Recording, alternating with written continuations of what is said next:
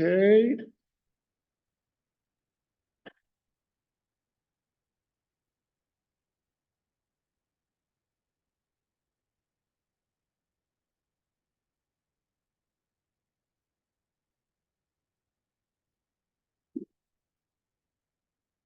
Okay, we are just in time. Good afternoon. How are you?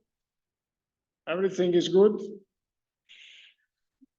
You know, we need to start with positive notes. So, from my side, I am perfect, ready to lecture. So, I would like to remind you that we are recording the videos. You know that I am required to let you know before the start of each lecture. And I think you attended last time. Anyway, videos can be found in the webpage of the course here, in my website, robertomontanari.it, lecture notes for science of climate change. And here you have the links to the playlist in YouTube. And you find also everything in Virtuale. Okay, do you have any question before I start? Perfect, no questions. So last time we focused on the first link of my lecture notes, and there is, as you know, a presentation, and I think we got more or less here. This is the last slide that I have shown to you last time. As a reminder, we are making an introduction to climate change. This introduction is not very detailed. It's just finalized to give you a broad overview of the problem and in particular orders of magnitude.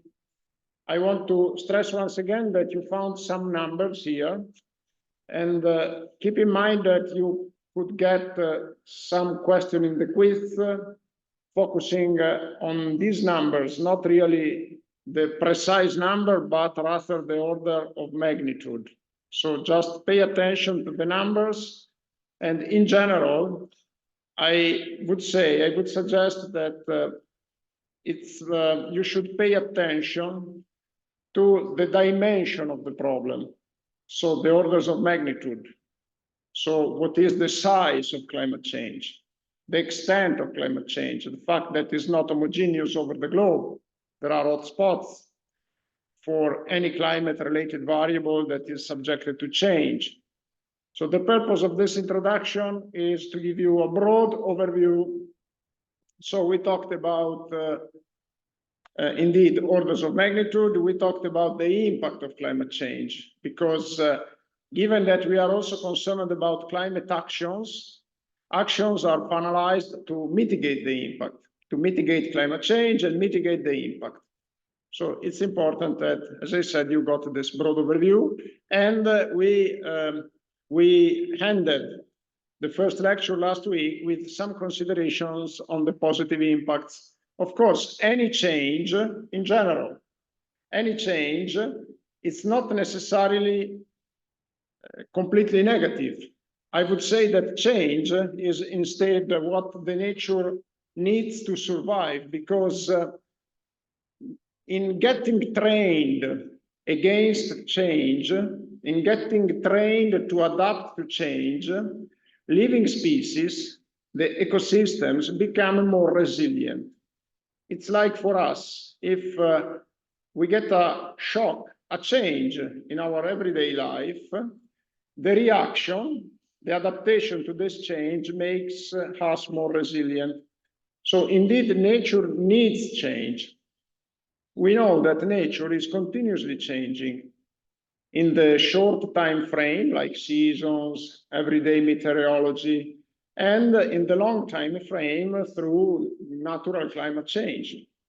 So change is not necessarily completely negative. Of course, change has negative implications, and our aim should be to try to minimize the negative implications and to reach the conditions to benefit from the positive implications. So this is why it's important also to be aware of the positive impacts: longer growing season for crops, better conditions for for environment and humans, there have been scientific studies proving that the prosperity of the human civilization reached its optimums in warm climate. Because of course, the warm climate, if it's not too warm, is more favorable to human settlements because food production is easier, because the health gains from a warmer climate, if it's not too hot, of course. So it is indeed important that we don't forget this. At the same time, we focused on the negative implications. We made a more extended focus on the negative implications, of course, because this is our purpose. We want to mitigate, as I said, the negative impacts. So I talked last time about the IPCC. What is the IPCC? The IPCC is a scientific body, a scientific panel of the United Nations that was established about 20 years ago, more than that, I think 25 years ago. We will open now a web page to better understand. And it was tasked with the mission of understanding the scientific basis of climate change and proposing mitigation and adaptation solutions. So the task, the mission of the IPCC is precisely what we are concerned, what we are interested in. Let me just open up to better explain what is IPCC, a web page, a Wikipedia web page. Let's Google for IPCC Wikipedia. And let's, in English, here it is. Let's see the description. And first of all, it was established more than what I said. It was established in 1988. So 36 years ago, almost 36 years ago. And here you can see more details. What is important to know by us? It is important to know that the IPCC publishes reports. These reports focus on the scientific basis of climate change. And starting from the first assessment report, they are called assessment reports. Starting from the first one, which was published at the beginning of the IPCC activity, we now reached the sixth edition, the edition number 6, the sixth assessment report, which is going to be published. It is being published now. The first chapters were published in 2021, some other chapters in 2022 and 2023, and they are still publishing the remaining chapters. Why I'm mentioning the IPCC report to you? Because it's an excellent basis for getting information, for getting scientific information. Now, let's go to the scientific reports and let's see, assessment reports. There is a link here. It's a Wikipedia page. And you see that the assessment reports are reviewed, are subjected to peer review, which means that they are checked by other scientists who are not members of the IPCC. The IPCC includes several scientists working in atmospheric sciences, climate science, some hydrologists, some oceanographers, and it's indeed a huge panel, and the reports, as I said, are peer-reviewed in order to verify, to check their correctness, their scientific value. Now, let's look at the assessment reports. Assessment report, IPCC. We get to, for instance, this is the page of the sixth assessment report. Let's wait for it opening. These reports are very long. They are, they are not very complicated to read, but I can't say that they are an easy reading. When I say not complicated, it means that their purpose is dissemination. They don't go into the fine details of modeling. They don't go into the details of the single equations. On the other hand, I cannot say that they are an easy read because these are not reports for the public, for public dissemination. There are some dissemination reports by the IPCC. These reports are more scientific. Of course, we are interested in the science of it, and therefore, this is why I am redirecting you here. In any case, when you go to the reports, and you have some clicks to follow, synthesis report, read the report. When you look at the body of the reports, you see here that there are some summaries. There is a summary for policymaker, which is an easy reading. It's more, let's say, it's an easier reading. It's less pages. And there are also the longer report, the figures, annexes and index, and press releases, and also presentations. We are not now exploring the content. I just wanted to tell you that if you are interested, for instance, in preparing your final year project, your thesis, this could be an excellent source of information. And I advised already a couple of bachelor theses, which took inspiration from the IPCC report. Now, as you can see, I found the report on the web by following links.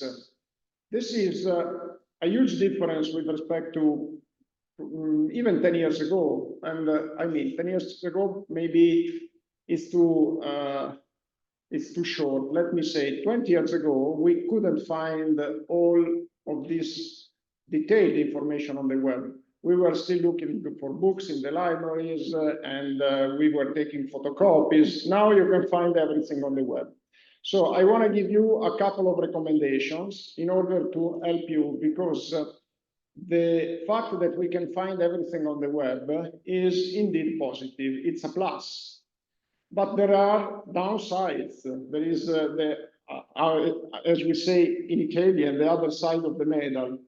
And the downsides, one of the downsides is that it's difficult to select the information.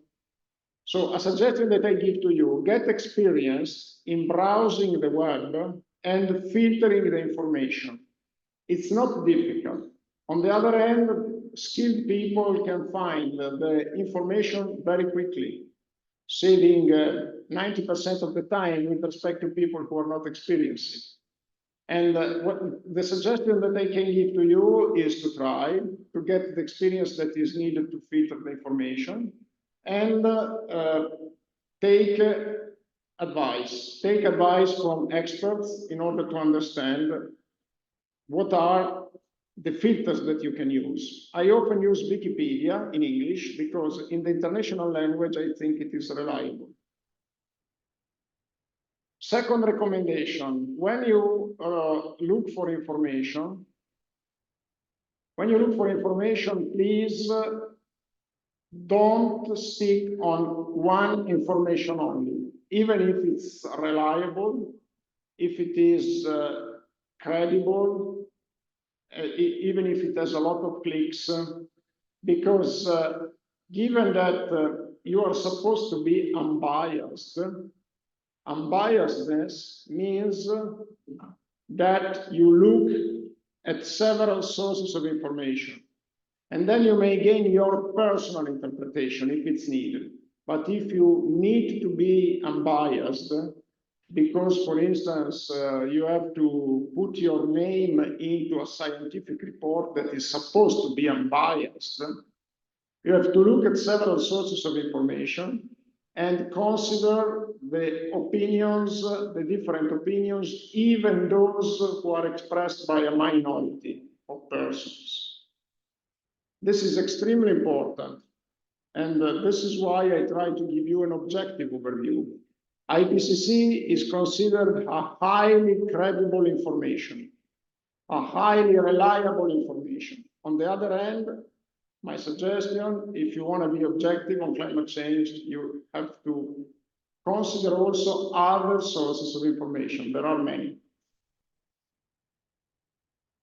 Okay, let's go back to the presentation. So what is this slide about? It is showing an example of what you can find in the IPCC report. Sorry, I take a minute to give you, to ask you a favor and to give a recommendation. I have a personal limit. I really find it very hard to lecture when people are talking. So I know that sometimes you may have the need of exchanging information, ideas. And I know that who's sitting into the audience doesn't realize that even if you speak with very low voice, everybody listens to you. So a favor that I ask you, if you need to talk continuously, please go out of the room. There are the videos, there are no problems. Otherwise, it's my limit. I really can't lecture clearly. Thank you very much for your understanding. Now, so what can you find here? An example of the content of the IPCC report. So in the left graph, you see a picture of the warming that was observed in the past 150 years and of the reconstructed progress of temperature starting from year one. So the past more than 2000 years. And you can see one of their conclusions. Current warming is unprecedented in more than 2000 years. Keep in mind that 2000 years seems a long time span to us. Indeed, in the climatic scale is nothing. The climatic scales are billions of years, and therefore 2000, it's really a tiny fraction. But of course, it is what matters to humanity now, so it's not insignificant. On the other hand, we have also to keep in mind, because we are interested in the science, we have to keep in mind the geological and the climatic time scales. So it is unprecedented, the current warming, in more than 2000 years. And it is also ours, the warmest multi-century period in more than 100,000 years, based on reconstruction. We will see later on how we reconstruct past climate data. And the right graph shows to you what I anticipated in my first lecture. So models can't simulate the current warming unless we include the anthropogenic influence, unless we include the CO2 emissions. And so it's in the right graph, the brown band is the model ensemble, so the model simulations by considering human and natural variability, human influence, natural variability, and the lower band, the green one, it's the simulation by considering only natural forcing, natural variability. And you see the big difference, which confirms that model indicate that the current warming is to be attributed to anthropogenic impact. Okay, now, why it is important? I want to go back on the water-related disasters, which are the most impactful climate-related events. And water-related disasters are caused by climate. So the driver of the water cycle is the climate, is precipitation. So floods are caused by extreme intensive precipitation. Droughts are caused by lack of precipitation. If you see the graph and the costs of the 2022 climate-related disasters, you see that most of them are floods and droughts. If not floods and droughts, they are hurricanes, which are anyway somehow related to water.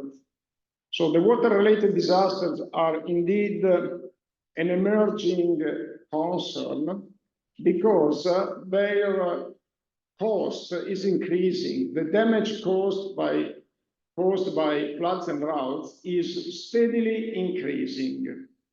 And in some regions, also the frequency of these disasters, which is a different story with respect to the cost, because the cost may be high for one disaster only, while frequency means that more and more disasters are occurring.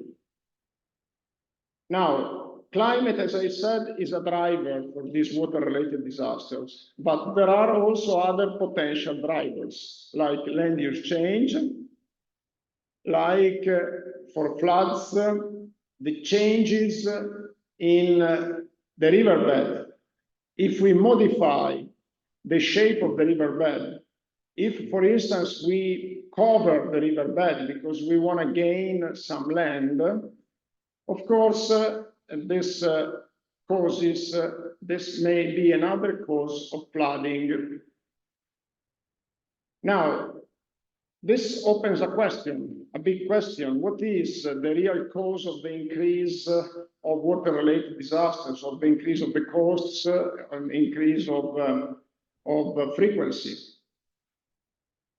Keep in mind that when a disaster occurs, usually we don't have a unique cause. We have a combination of causes, of different causes.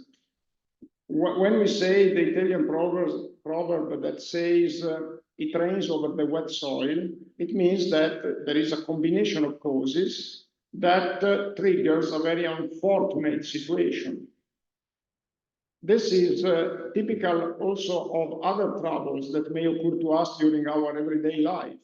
And usually the biggest trouble are caused by two mistakes in sequence. And in fact, when we get in an emergency situation, the first requirement is not to make any additional mistake.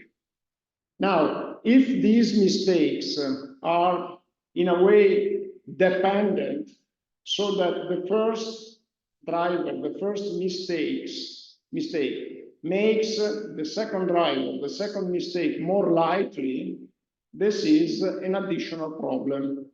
So let me go back to the case of floods. Usually, the most important disasters are caused by a combination of climate change and land use change.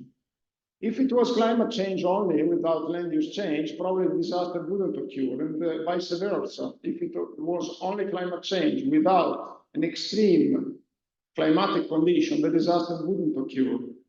But if the disaster occurred and the land use change occurs, then we have the big disaster.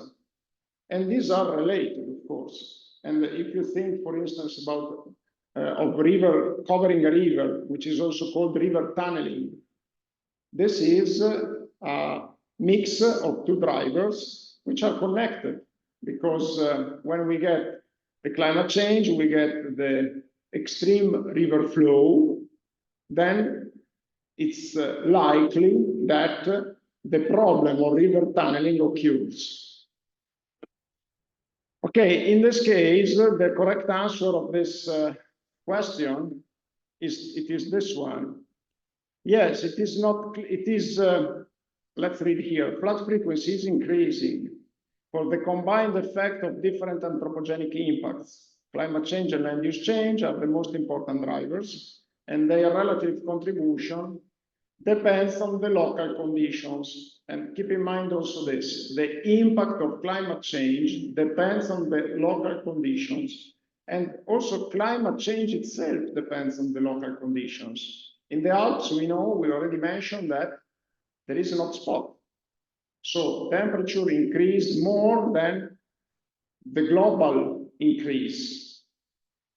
It means that there is an hotspot which depends on local conditions. And this is why local assessment is always needed when we want to evaluate the impact of climate change and when we want to adapt. Mitigation is a different story. Mitigation is global. We need a global reduction of the CO2 emissions, and so we need a global assessment. We need a large-scale assessment. We need a large-scale policy.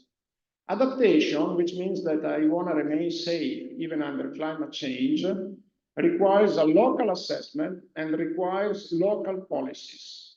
It means also that at the administrative level, administration for adaptation are to be involved also at the local level. While mitigation, a reduction of CO2 emissions, requires the involvement of national and international administrations. So, basing on what we said, you understand that we have to deal with uncertainty when we talk about climate. This is, I mean, nothing concerning. In our everyday life, we are used to deal with uncertainty. When we look at the weather prediction, we know that the weather prediction is affected by uncertainty. When we have to choose the best route to a final destination with a car, we know that the traffic is uncertain. We know that there are several other sources of uncertainty. On the other hand, basing on our understanding, uncertainty can be reduced.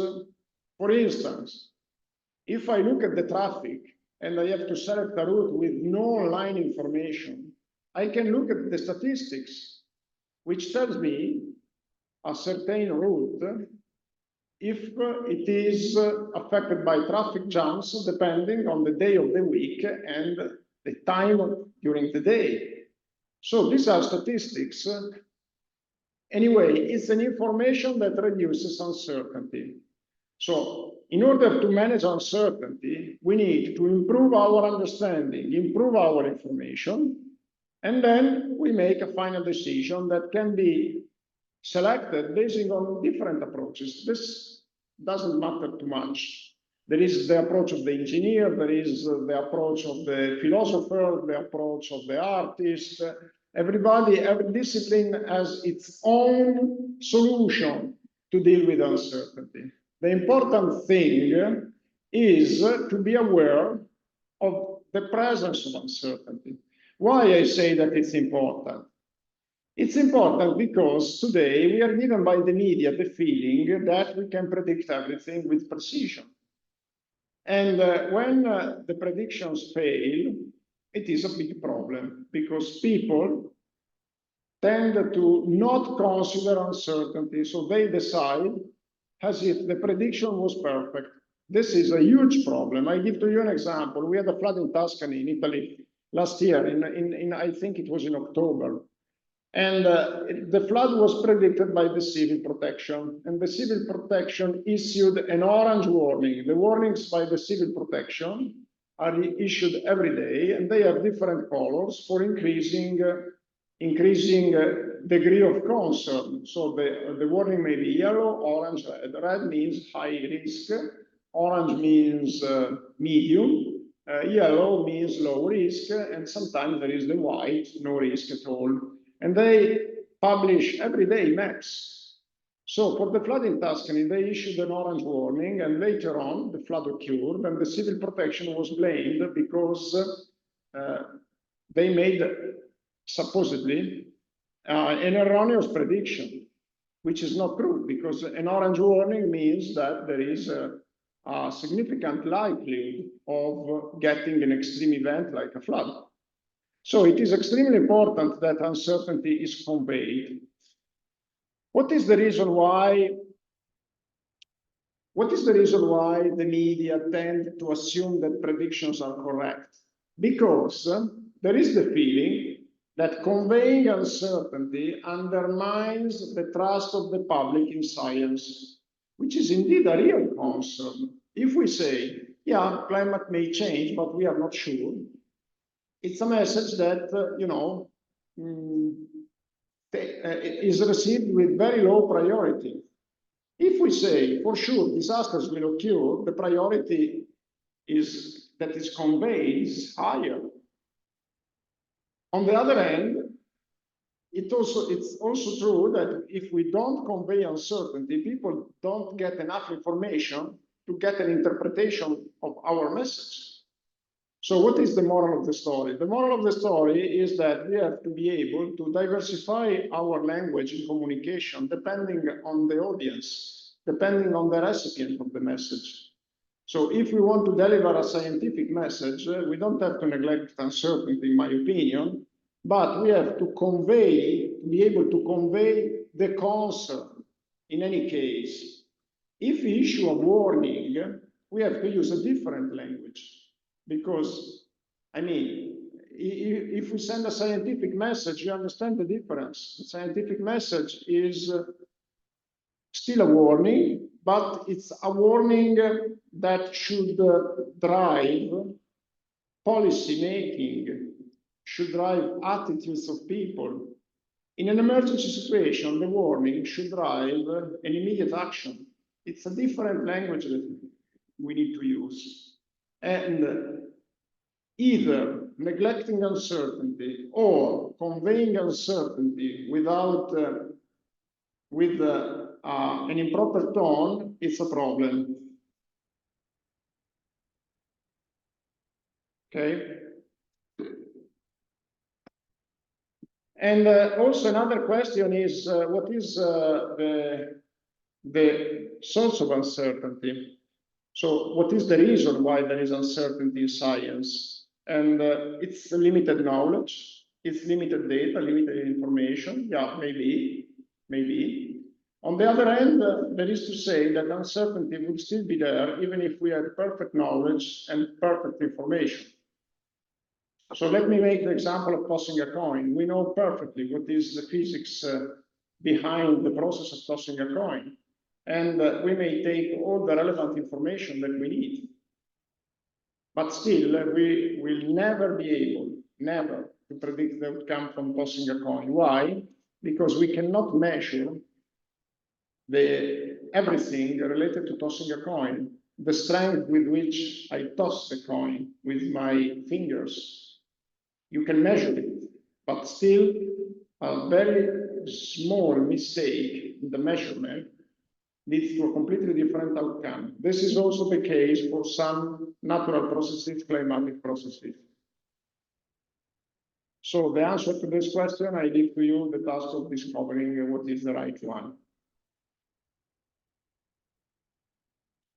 So after talking about uncertainty, let's talk about science, because we are looking for the science of climate change. So what is science?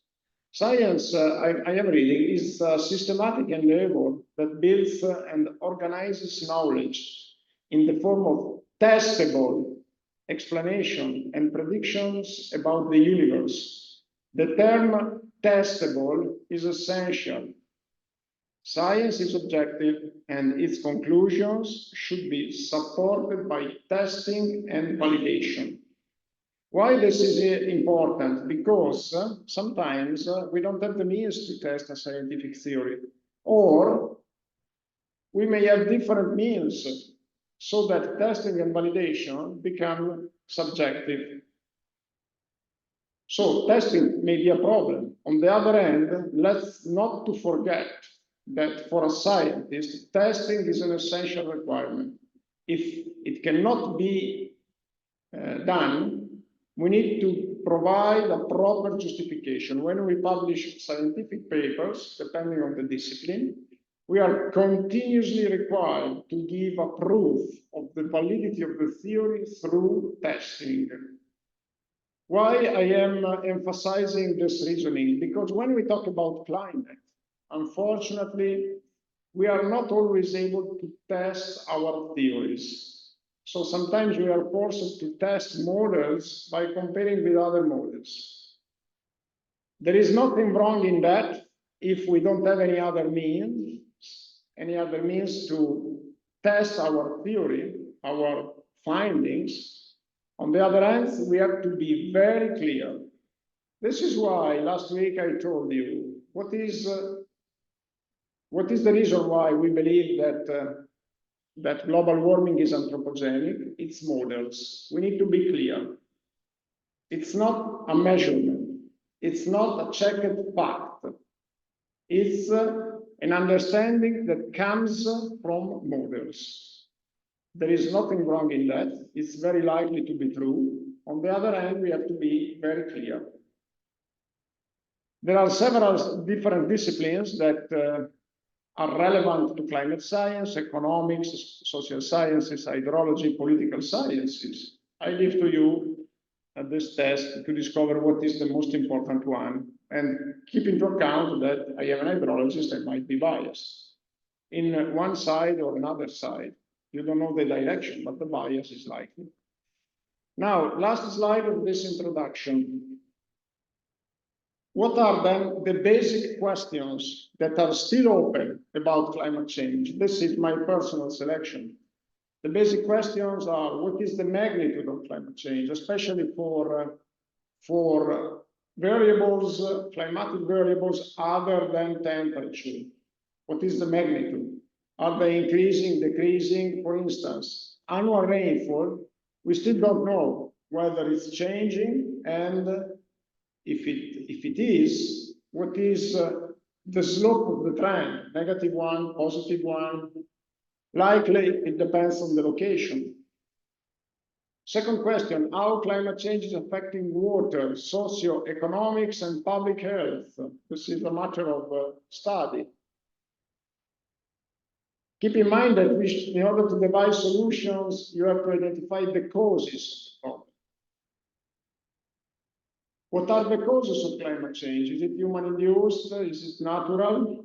For mitigation, this is essential. For adaptation, it's not a relevant question. I mean, if I see a climate change and I want to mitigate the impact, I need to adapt, no matter what is the cause. So let's not to lose time in discussions that are not pertinent to my target. If I get flooded and I get protected against the next one, it doesn't matter if it was climate change or not, in terms of adaptation. In terms of mitigation, it's another story. It's extremely relevant, because if you want to mitigate climate change, you have to eliminate the cause of it. So it is extremely important to identify the cause of climate change.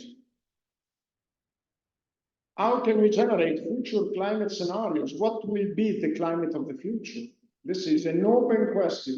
We have models, but we know that models are uncertain.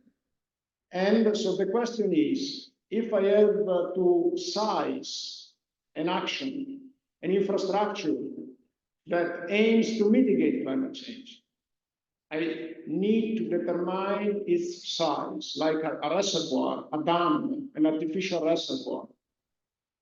So how can I design it?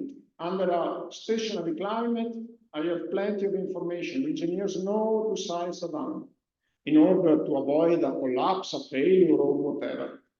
Under climate change, this is an open question mark. How should I design an infrastructure that is supposed to be resilient against the future climate? And uncertainty, because, as I said, uncertainty is not a problem, provided we can estimate it. If we know that something is uncertain and we don't have any estimate of uncertainty, it's a problem. Okay, here I have a suggested reading. Is the last paper that I got the venture to publish on climate change issues. What this paper says, tries to say it in a very simple manner. It's a very simple analysis of pore flows. And what is clearly evident is that the pore flows are increased in April and decreased in summer. No doubt on that. Why? Because global warming in the Alps causes an anticipated snowmelt and causes less snow. Less snow means less water storage. The water storage is a reservoir of water to be used in summer. If this reservoir is depleted in spring, it's a huge problem, because in summer we get dry. And keep in mind that in the Po River Basin, it is produced the 60% of the gross domestic product of Italy in terms of agriculture, industries, So there is a high concentration of people. If you get less water, it becomes a problem. And the Po River is one of the main water sources for the Po River Basin. Okay, I think, not I think, we are done with this introduction.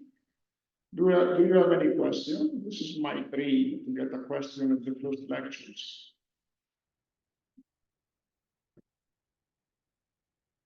Not anyone. Okay. So, before I move forward, let me show you one thing in another website here. Let's Google for climate data store.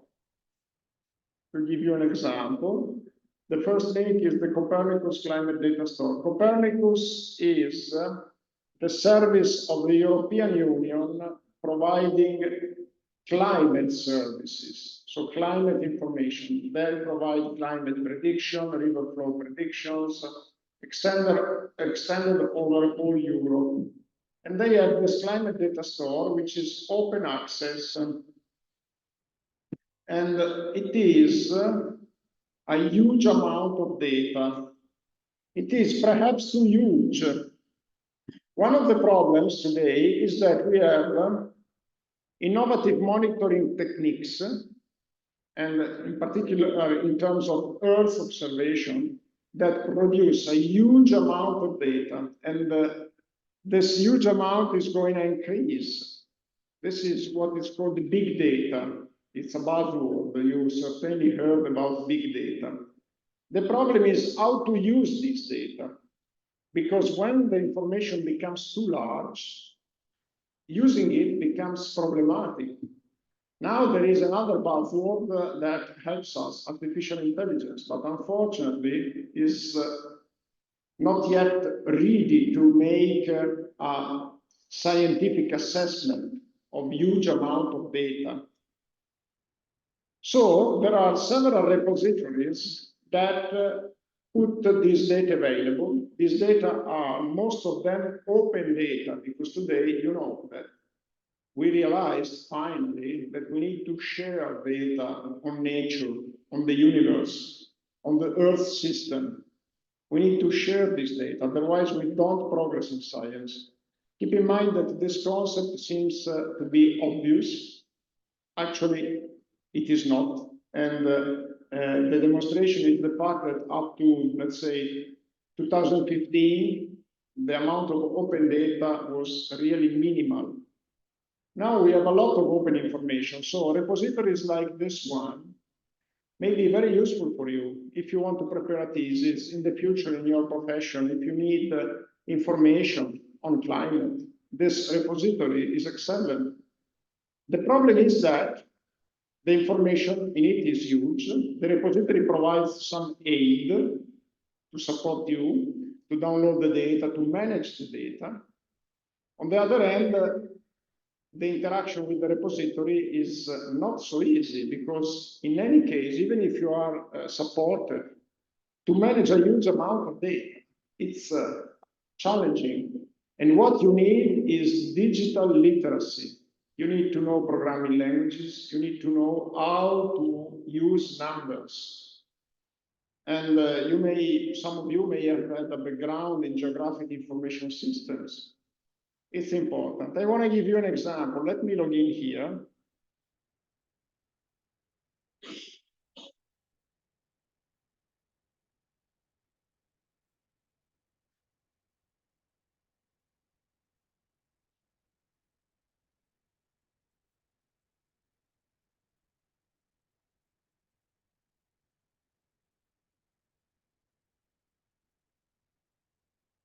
So let me log in.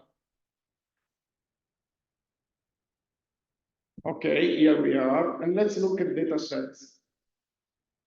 You see examples, essential climate variables for water sector application derived from climate projections, climate suitability for indicators for tourism, near surface meteorological variables from 1979 to 2019. The coverage is in most of the cases global. It means that these data are a huge amount. Global coverage means that we have subdivided the globe into square cells, into a regular grid, and we have a number for each grid at each time step, and a number for each cells at each time step. So when you download this data, they are gigas of numbers. So downloading is easy, but then to see this data, to visualize it, is not so easy. But if you have some skills, and these skills are not difficult to acquire, you can really get interesting information from here. If you look at the toolbox editor, I give you an example of what you can do here. And you can write a code in Python. Python is a programming language. Some of you may know it. I'm not an expert. To give you an idea, I mean, it's not something I'm familiar with, but still I could manage to write a set of instructions to download rainfall in Bologna from today or from 1950 more or less to 2100. If I click here, you see on the right, we will get a graph, should be, let me just, okay, I have to write run here. And then you will see a graph of monthly rainfall in Bologna from 1950, here is the graph, to 2100, according to one single climate model. And from 1950 to present, the simulation is still done by the climate model. And we expect that, at least in terms of statistics, they match the observed climate. For the future, of course, it's prediction, and you need to specify what is the emission scenario for the future. Emission scenario means a scenario of CO2 emissions. The larger the emissions and the larger the expected change. Now, if you look at this graph here, you see that in terms of monthly rainfall, you don't see a clear trend. And this is what I meant to say when I said, look, the hydrological impact of climate change is not clear. And also, if we were able to make a simple analysis here to identify the future droughts predicted into the future, there are not many. Should we trust the model, or my suggestion is not only the model. You should download the outcomes output from several models, compare them to see if they agree or not, and then to the extent to what is possible, compare with observations, direct experience. So for instance, if you have a model that predicts that a certain location in the future will never be flooded, and you know that the location in the past was flooded, don't trust the model, trust your information that puts you on the safe side. Because if a certain location was flooded in the past, what could be the reason why it's not likely that it's flooded again? Okay, we may say climate change may have an impact, a positive impact, decreased flood frequency. It's possible, but not likely. So when you are called to make an assessment, to devise an action, a new policy, stay on the safe side, which depends on your mission, on your task. It depends on the implications. If the implications are not so relevant, no people die, okay, you can accept the likelihood that your policy is going to turn out to be wrong. But if the implications are heavy, people may die, may be affected by a flood, may die, you have to be really on the safe side. So depending on what is the information available. But in any case, I wanted to show you this repository because I think that with a minimal effort, you could get a lot of information to support your future job, to support your will or your final thesis. And you can find a lot of similar repositories. In the United States, there are a lot of them. with a longer history than in Europe, maybe. In Europe, there is a longer history for historical data. But in terms of monitoring, in terms of data storage, open data, probably in the United States, you find also a more extended availability of data. And again, these are sources of information that are extremely interesting, and not much used. So there is room for innovation here in the usage of Earth observations. There are institutions like Copernicus that give a price in money if you find a way to use their data in a positive way to fight climate change, to mitigate climate change, adapt to climate change. They give money. There are calls. If you go over the website of Copernicus, there are calls for ideas. And it's not inaccessible to students. I had 3 students 3 years ago. They got 5,000 euros for writing a code.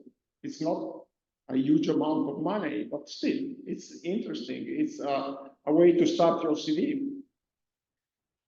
And of course, similar opportunities can be found in other branches of science. It's not only climate that gives room to innovation. Remember that, because I mean, your creativity needs to be trained now. Okay, back to my presentation. Let's go back to my website and let's open the second link, which is again on climate change. It's an introduction on more detailed features of climate change. Let's wait to be opened and let me check whether there is a PowerPoint. I think yes. Here it is.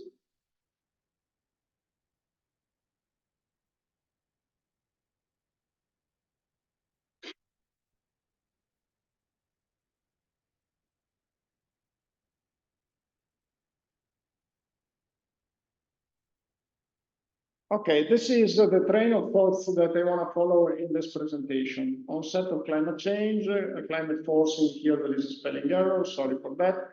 And feedbacks, climate change attribution, means to discover the causes of climate change, history and science of climate change, uncertainty, climate data, and climate impacts. There are some of these issues that we have already discussed, and of course, when we get to a topic that we already discussed, I will try to run quickly. So, first of all, let me start from the concept of sustainability. Sustainability is a concept that emerged starting from 1970, 1980. And when we realized that after the economic boom, after the huge economic growth that followed the Second World War, economic growth that was favored by international agreements in economy and the promotion of the liberalism and the free market, we had a substantial global increase of human activities, production. We also talked about the Great Acceleration, which also stimulated some illusions of eternal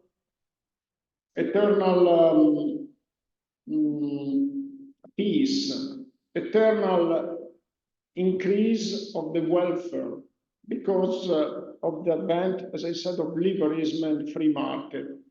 And the fact that the international tensions decreased in these years starting from 1980.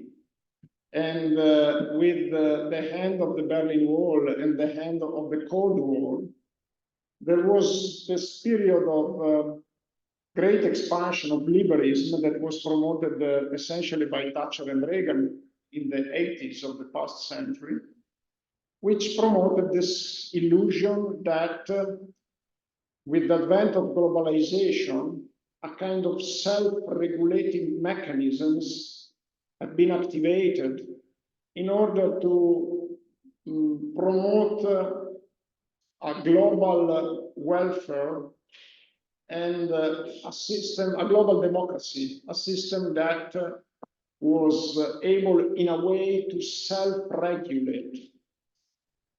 And then we know that it was an illusion now. We know that it was an illusion after the big economic crisis of 2007 and the other economic problems that affected several countries with the increase of the public debt and the new increase of inflation. We now know that it was an illusion, but in these years, in the past, starting from 1960 to the 2000s, we promoted a global increase of welfare, a global exploitation of resources, and an increase of demographic, an increase of industrial production, of food production. And then we realized the problems related to sustainability.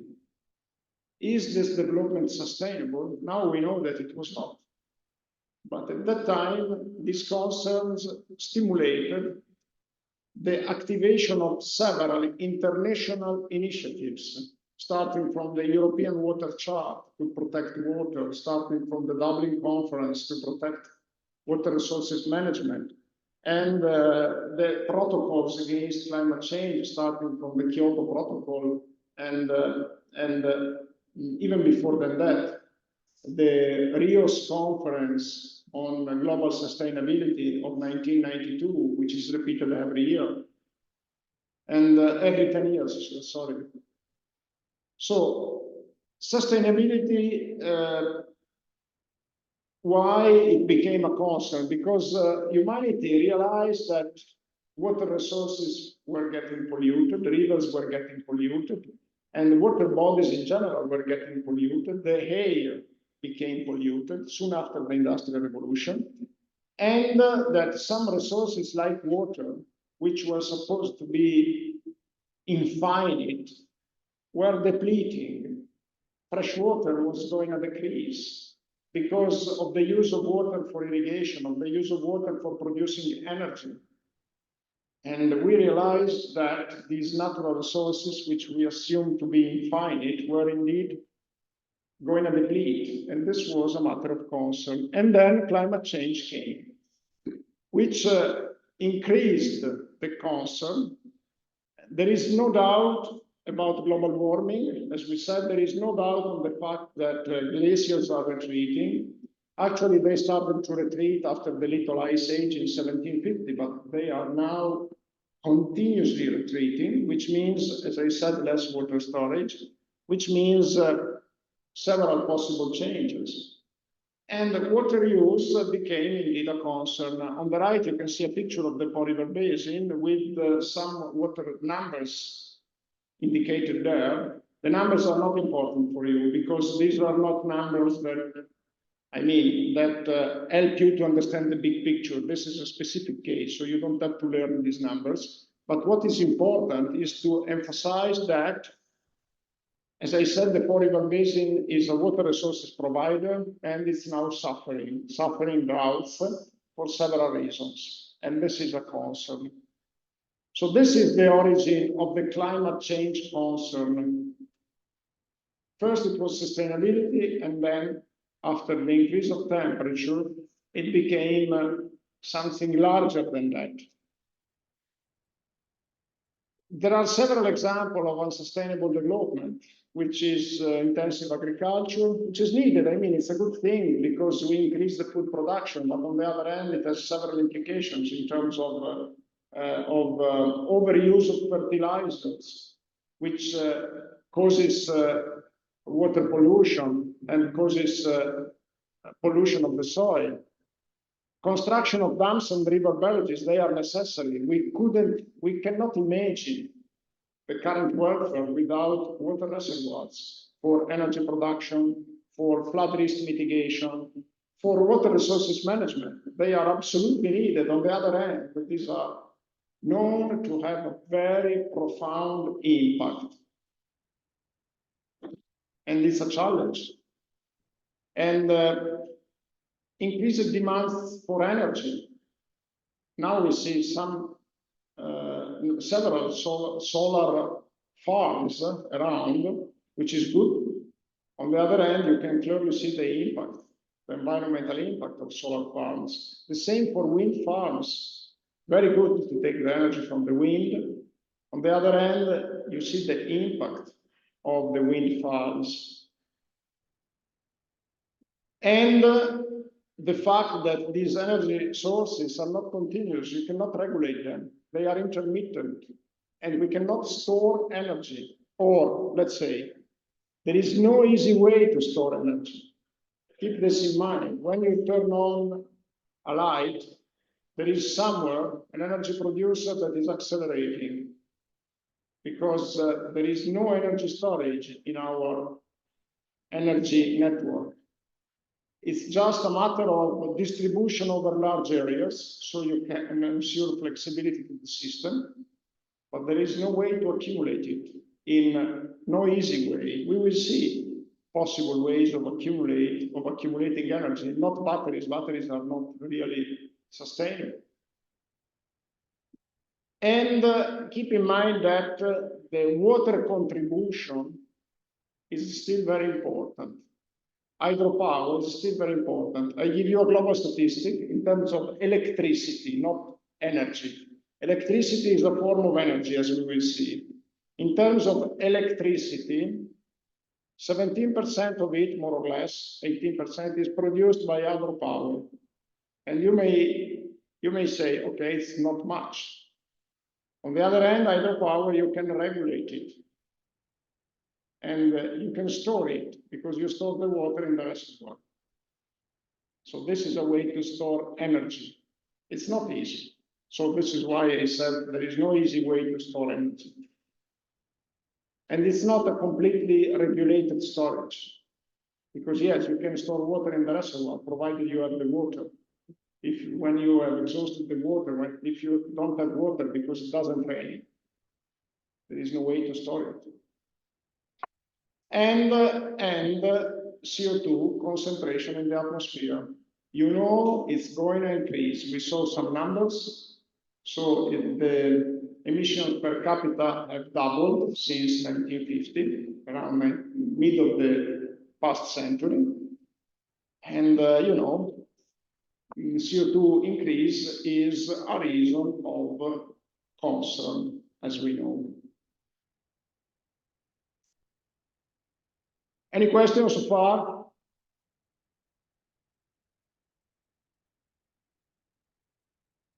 Okay, you don't support me much, because with questions I can rest a little bit. If you don't ask any question, I have to speak and speak and speak. And especially at the beginning of the lectures, when I am less trained, it's really tiring. But today is already better than 1 week ago. Okay, so climate change. We already know the definition. Is a significant and long-term change in the statistics of weather patterns.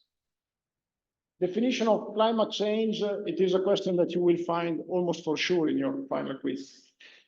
It's quite easy, but don't forget it. Don't forget to say that it's a change in statistics and not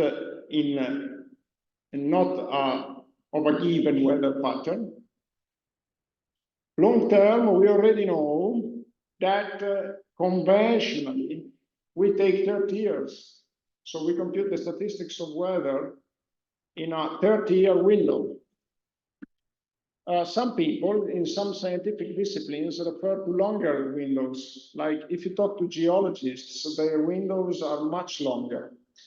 They are used to work on time scales that are not the time scales of hydrology and climate science. Their time scale is extended over millions of years. Weather and climate, you already know what's the difference, okay? So weather is the day-to-day variability of selected meteorological variables, and climate is the statistics of weather condition over a given region. Climate is a local feature, don't forget this, because sometimes we think to climate as a global feature, a global problem. Indeed, it's local. And so we talk about climate in Bologna, climate in Reggio Emilia, and etc. So what are statistics? I think that we have an intuitive comprehension of the term statistics. And I think that if we needed to give examples of statistics, we may already be a little bit more puzzled. And an example of statistics are, for instance, the mean. The mean is a statistic of a given variable. And variability is expressed by the standard deviation. And also extreme values are statistics.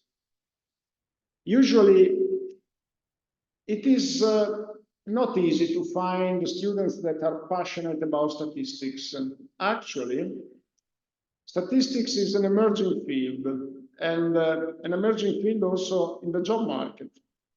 Because with the huge amount of data that we are continuously collecting, data that are stored in digital form, can you think of the time when data was written on a paper to make an assessment? Needed a lot of work to be done by hands. Now everything is digital. It's very easy to compute statistics. So there is a continuous look for people that can manage data well.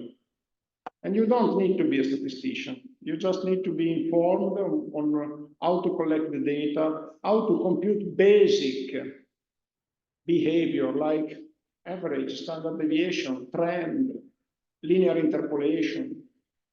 So if you are passionate of climate, and I think that if you are here, probably you feel passionate about climate. I don't say for sure, because when you select your exams, of course, there are other drivers other than passion that drive you, which is completely understandable. But if you're here, it's likely that you are passionate about climate. If you are passionate about climate, you need to understand something of statistics. We will not focus on statistics in this subject. And you may feel relieved, but on the other hand, believe to me, if you want to gain an opinion of what is climate change and what actions we should promote, it's important to be able to understand statistics, because any information that you get is in terms of statistics. Climate is statistics. From the definition of climate, is statistics of weather. So don't be afraid by the fact that the word is not nice, statistics. On the other hand, you can say numbers. You have to become expert of numbers. In the broadest sense, statistics is the discipline that concerns the collection, organization, analysis, interpretation, and presentation of data. So you understand that getting these skills, it's important. It's relatively easy today. There are also online services that can help you. There are several free software which are very easy to use. So what do you see on the right? It's temperature increase during, it is temperature on the average over September during 10 years. So this means that in these cities, you see several different cities. They looked at the temperature in September, took the average and the average over 10 years and plotted this graph. You can see the effect of global warming, indeed. And from 100 years, around 100 years, it's clear. The signal is clear.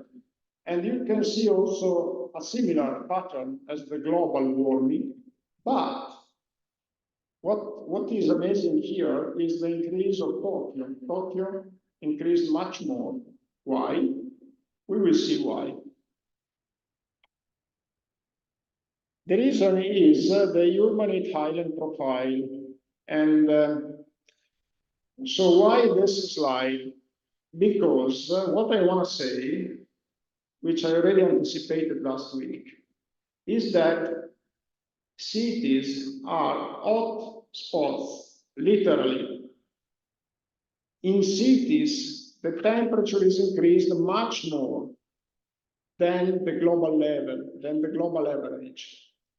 The reason is the heat island effect. It is the fact that urbanization reflects the incoming energy from the sun and pushes it back in the atmosphere and causes an increase of temperature, and also the reduction of the density of the green land in cities. You understand? Trees contribute to decreasing the temperature. During summer, when you get into a forest, you feel relieved. When you, for instance, drive in a motorbike or a sport car and you get into a city, you perceive a sudden change of temperature. And this phenomenon, the urban heat island effect, is relatively new. When I was a child, I didn't notice it much, and I'm not so old. It is a phenomenon that has increased a lot in the past 30 years. In fact, there is a recent contribution proving that cities are indeed hotspots. And you may say, okay, who cares? Because it's a local effect. It's not something irreversible. It's not something that is concerning at the global level, because cities are a very small percentage of Earth's surface. In terms of coverage, the urban areas, to give you an example, the province of Bologna, which is very urbanized, the paved areas are 5% of the province of Bologna. Of course, we include the mountains. If you go into a city, the paved area becomes close to 100%. But at the global level, this is the heat island effect is not significant. But on the other hand, in cities, lives the majority of the people. So if you get a problem in the cities, it's a huge problem in terms of public health. And it's not easy to recover from it. It's not easy to solve this problem. You cannot delocate people. You cannot bring people outside. Okay, maybe that now with the smart working after the pandemic, it became a little bit easier, but still it is a problem. And particularly in the low GDP countries, in the countries with less resources, where people cannot live in the lands because the conditions for living just of agriculture, of food production at the family level are not good, and they may have a poor connection with the city, so they are forced to move into the cities. So this is the problem. And you see, for instance, from this abstract of the paper here, and in cities with more than 5 million inhabitants, the average change is 0.3 degrees per decade. You understand what it means? It means 1 degree of warming in 30 years, much more than the global average. And there are cities like East Asia cities, Paris, Moscow, Houston, they got to increases of about 0.6 per decade. It means that in 30 years, there were 3 degrees more. These are changes that can be perceived by our personal sensitivity. When we talk about 1 degree at the global level, it is something that cannot be perceived by individuals. But when you talk about 3, 4 degrees, yes, this is perceived. It's a big change. Now, what are the forcings? What is the driver of climate? First, we have energy from the sun. Solar irradiance is one important driver. And then another driver is given by greenhouse gases. Why I'm mentioning solar irradiance and greenhouse gases? Because solar irradiance, it is something that is not human impacted. The energy that comes from the sun is not human impacted. So changes in the solar activity, which occurred in the past and are likely to occur continuously, these are expressions of natural variability. Greenhouse gases, instead, are related to the anthropogenic impact. So what is solar irradiance? It is, pay attention to these definitions. It is the power per unit area, which means unit area of the Earth's surface, received from the sun. So it can be measured in watts per square meter. Keep in mind that the sun has an 11-year sunspot cycle. So this cycle, 11-year cycle, is known, was detected, I think it was a couple of centuries ago.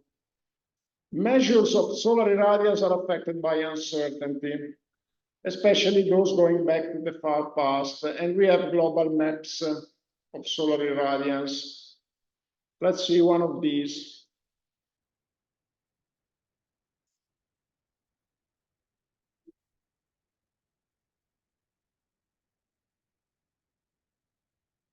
A second, I think I need to copy and paste the link. Just 1 second. Okay, let me do like this.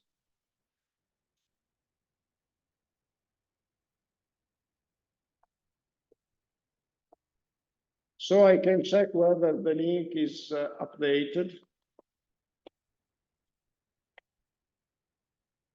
Once again, if you find broken links, let me know. So for some reason,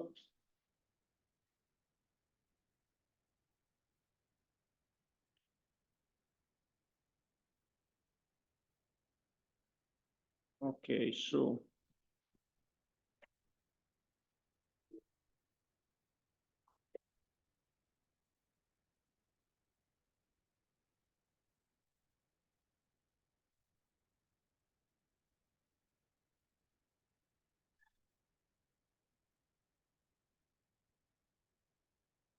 let's see this map here. Okay, this is a map of the global solar irradiance, and we can select the region, we can select specific areas. For instance, if we go over Italy,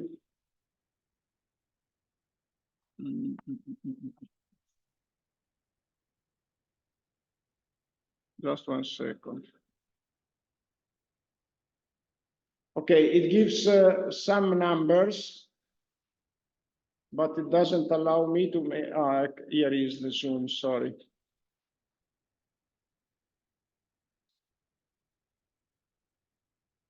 Okay, and there is also the legend somewhere here, and you can get a map of and data. You can also download the data of the energy that at the global level we receive from the sun. Now, what is important to say here? First of all, this 11-year sunspot cycle, this is a cycle of regular variation of the solar activity. There might be other cycles that we still don't know, and solar activity is not easily predictable. We know that solar activity is going to finish. We know that the sun, the energy from the sun is going to finish one day. And of course, on a time scale that is much larger than the time scale even of geologists, considered by geologists. Actually, we don't know because, you know, we cannot make any prediction, but there are no evidences of no stationary non-stationary or let's say permanent decrease of solar activity. But indeed, there might be cycles that we still don't know, and the variability of the solar activity is an important propeller for climate. Greenhouse gases, first of all, it's not only CO2. There are several other gases. Methane is very important, and CO2 is the most important one because it is most important in terms of increases due to human activity of CO2 releases into the atmosphere that occurred recently. And there is to say that the ocean is a carbon sink. The ocean is a sink of CO2. The ocean takes CO2 in its interior and takes higher concentration of CO2 for decreasing temperature. So the ocean reacts to warming by releasing CO2. It reacts to cooling by absorbing CO2. And the amount of CO2 that can be released by the ocean and absorbed by the ocean is massive. It's really huge. So the role of the ocean in determining the CO2 concentration in the atmosphere is extremely important. It's a key role. Greenhouse gases cause the greenhouse effect. The greenhouse effect, again, let's go on the web.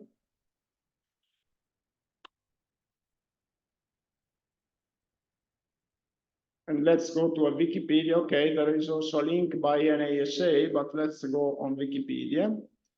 The greenhouse effect occurs when there is an increase of the concentration in atmosphere of greenhouse gases, which basically cause the atmosphere to retain part of the heat that is released by the Earth. So the sun warms the Earth's surface, and then part of the heat is released back by the Earth's surface into the atmosphere. And in the presence of greenhouse gases, it is trapped. It's like a greenhouse. When you get higher temperature in the greenhouse, the reason is that the heat from the sun goes into the greenhouse, but doesn't come back outside. In order to allow the heat to go back to the greenhouse, we have to open the windows. And this is the same that we should do with the atmosphere. We should open the windows, and opening the windows means, in this case, reducing the concentration of CO2.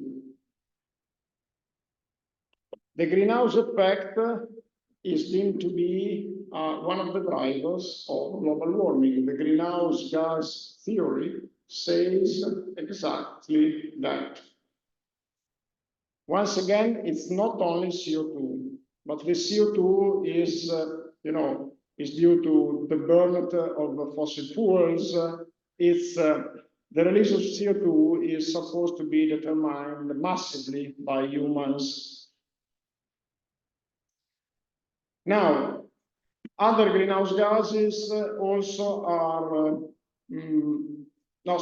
other gases are in the atmosphere, like aerosols, dust, smoke, released by human activity, volcanic eruption, and their net effect is cooling, because these gases, they trap the solar heat, which doesn't reach the Earth's surface.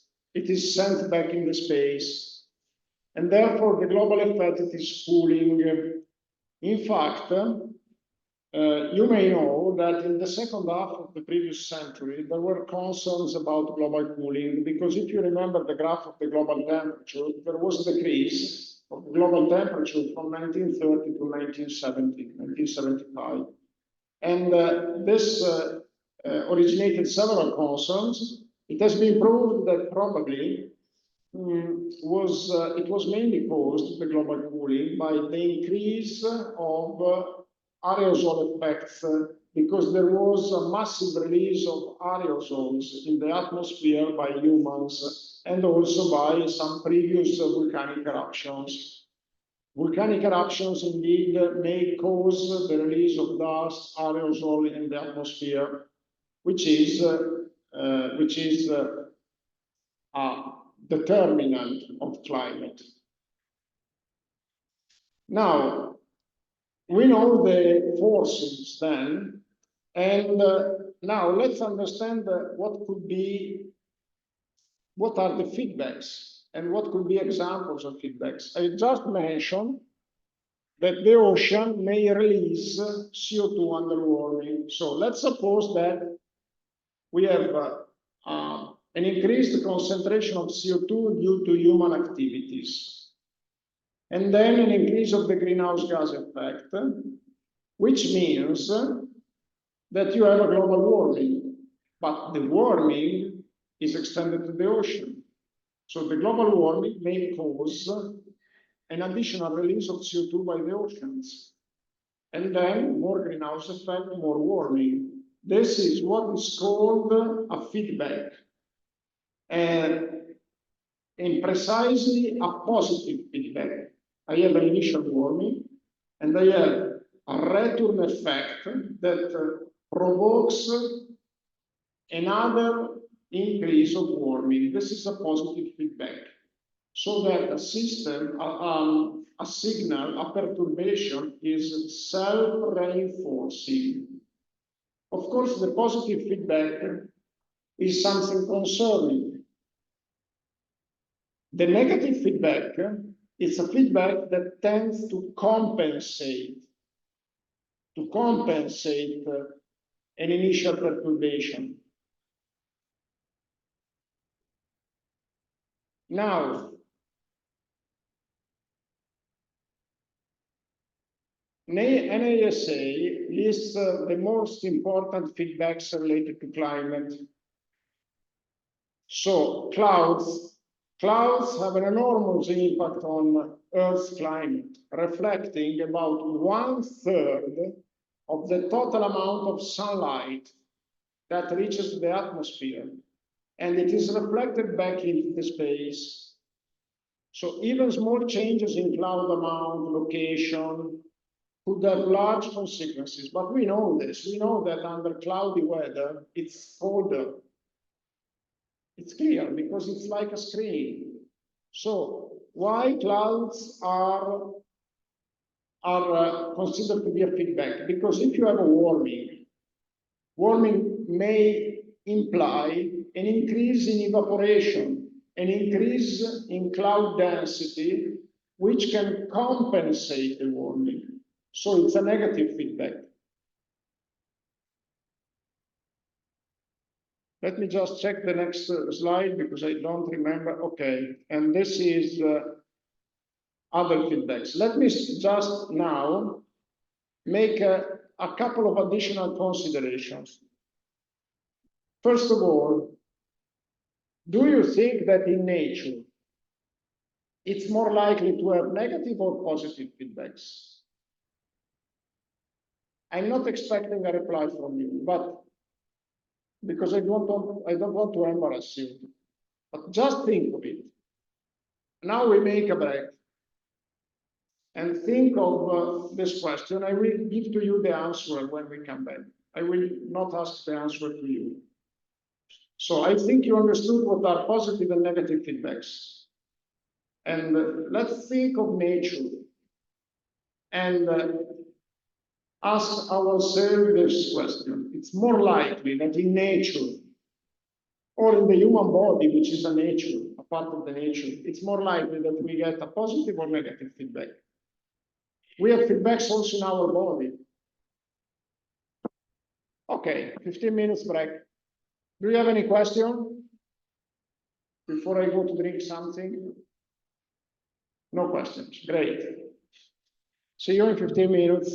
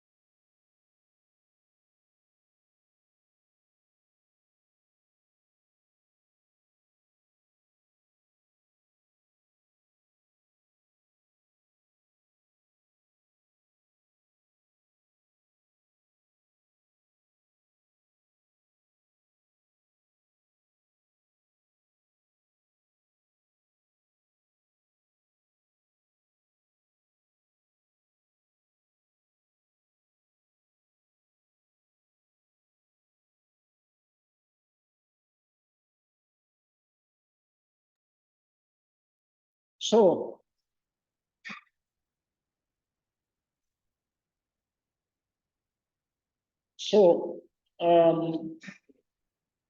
what is more likely? So, nature is resilient, like life is resilient. Otherwise, nature wouldn't be in equilibrium and nature couldn't survive. Resiliency is reached by compensating. Resilience means ability to recovery from shocks, ability to recovery from perturbations. If resiliency is our target, is what we want to gain with respect to climate change. And also our target is mitigation, but this is another story. So if an organism, if a living system is resilient, it can survive. Otherwise, of course, after a shock, the living organism dies. Resiliency is gained through natural selection, is gained by acquiring negative feedbacks, compensating feedbacks into the living system. In terms of our body, for instance, our body through evolution has gained the ability to recover after shocks by activating negative feedbacks, feedbacks that compensate. So we can imagine that nature has the ability to compensate for climate change by activating feedbacks, proper feedbacks, negative feedbacks. Of course, the ability to compensate is not infinite. It's limited to a certain extent. So this reasoning that I am making doesn't mean that nature can for sure survive after climate change. It can compensate to a certain extent, yes. And there is another thing to say that we are committed to make sure that everybody is protected. We are committed to ensure equality of opportunities. So we have to protect also the living organisms and the people that are less resilient because maybe they are less protected, maybe they have less opportunities, less resources, or their health is not good. So we cannot just plan our action based on average resilience. It is something that we can make with the forest. We accept that the trees, the weak trees fall down for the sake of the survival of the forest. It is something different when we talk about people. And therefore, the global resilience of humans doesn't mean that we don't have to set up policies, to set up actions to protect individuals. On the other hand, it is reassuring to think that probably we have the opportunities, we have the resources to activate negative feedbacks. Let's see some other examples of feedback. Precipitation and, global climate models show that precipitation will generally increase due to the increased amount of water held in a warmer atmosphere. And so changes in precipitation patterns, in this case, an increase of precipitation tends to compensate for global warming. But in some selected regions, there are some regions that may activate positive feedbacks, like it occurred in the Sahara. The Sahara, you know, once it was a green area, and then when the Sahara started to dry, when the region started to dry, the reduction in evaporation caused a decrease in precipitation in that region. So precipitation may activate negative and positive feedbacks. Another example of a positive feedback which translates into a negative and accelerating impact is given by, and this is interesting for you to have a look at, the Lake Aral disaster. Lake Aral disaster. And you find a Wikipedia page here.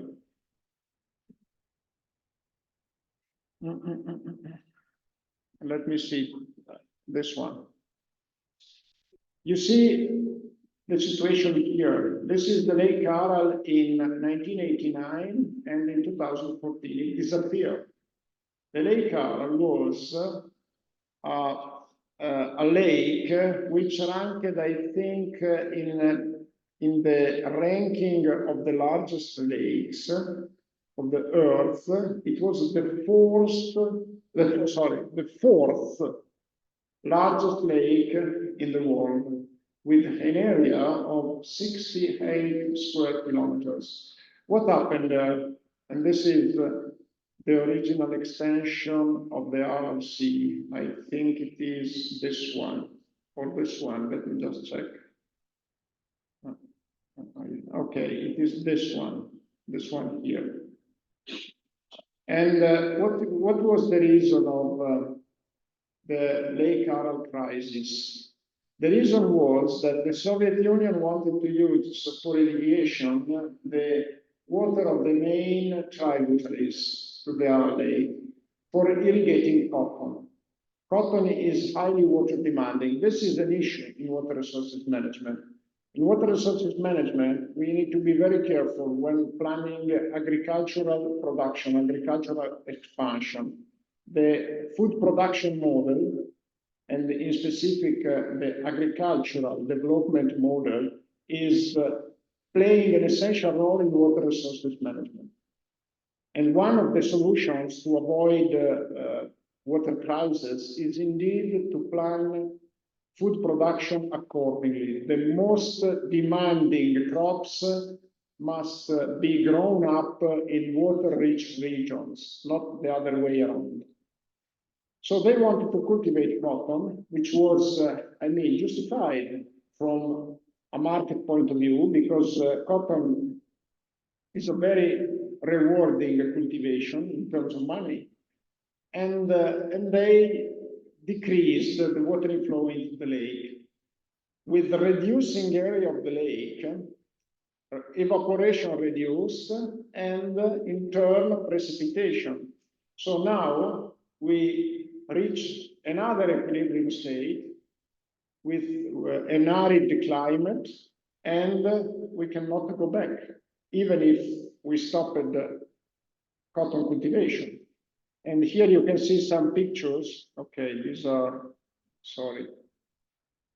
Let me go back to the page here. You can see some picture of how the area looks like now. Look here. It's a salted area now because the Lake Aral was so extended that there was a high concentration of salinity in the water. It's a desert area with remainings of both sparse everywhere, and this is the cotton cultivation, and this is why the disaster was created, and with the contribution of a positive feedback that exacerbated the impact.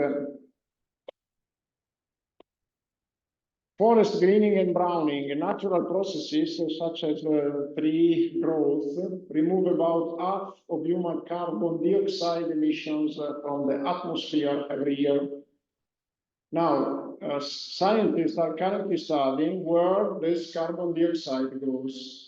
The delicate balance between the absorption and release of carbon dioxide by the ocean and the world's great forested regions is the subject of research by many scientists and millions of financing to try to study this kind of equilibrium.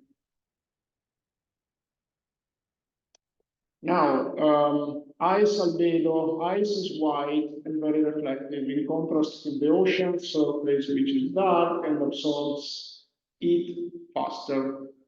As the atmosphere warms and sea ice melts, The darker ocean absorbs more heat, causes more ice to melt, and makes Earth warmer overall. So there is a feedback between ice and albedo positive. Water vapor, the most abundant greenhouse gas. Keep in mind, water vapor is the most abundant greenhouse gas. It acts as a feedback to amplify climate warming forcings because with increased warming, you have increased evaporation, increasing water vapor in the atmosphere, and it generates a positive feedback. And this figure here shows the climate change feedbacks in a pictorial scheme. Let me see. Now, climate change attribution. We are not very interested in that, actually, but we need to know some relevant information about climate change attribution. It's a relevant research question. So determine the causes of climate change, determine to what extent humans are responsible for it. There is no doubt that human activity is impacting climate, but for drawing technical conclusions and to devise policies for mitigation and adaptation, as I already mentioned, it's necessary to quantify the magnitude of the human impact. And this is, as I said, a relevant research question. And there are videos here which I suggest you to have a look to, and which provide evidence for climate change and provide a second video also information about ice ages and climate cycles. So on the one hand, one video providing information on the anthropogenic impact. On the other hand, another video providing information on natural variability. It's supposed to be natural because volcanic eruption, it is something that you may consider natural or not, because it's a phenomenon that is so rare, so infrequent that, okay, it's not human induced, but still it's something exceptional, not really likely, not really natural. If you mean natural with something that is steady, okay? I suggest you to watch these videos because they are really nice, really well done. Okay, history of climate change. This is too much text, and pay attention to what I say because there are few things that we need to know here. So, when did the early concern on climate change begin? Very early, in the early 19th century. So we don't have to think that this is a modern concern. Indeed, in the 19th century, it was not global warming the concern, but it was climate change.